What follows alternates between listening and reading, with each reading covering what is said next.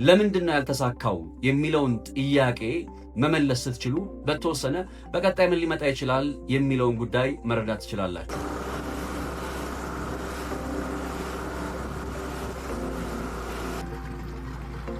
በዚህ በፓኪስታን ኢስላማባድ ውስጥ የተካሄደው የሁለቱ ሀገራት ድርድር ለምን ሳይሳካ ቀረ?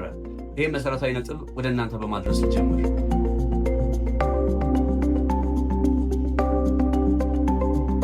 በድርድር ጠረጴዛው ላይ የሚጨምር ይሄንን የሚያረጋግጡ ሐሳቦችን ማንሳትና መመልከት ትችላላችሁ።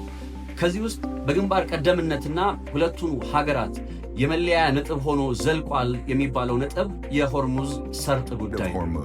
The strait stretches roughly 150 kilometers in length, narrowing to just 33 kilometers at its tightest point. ይህ መሆኑ በራሱ የኢራን አቋም ከዚህ ጦርነት በኋላ ወደ ሌላ አዲስ ምዕራፍ መሸጋገሩን የሚያመላክት ነው። ሆርሙዝ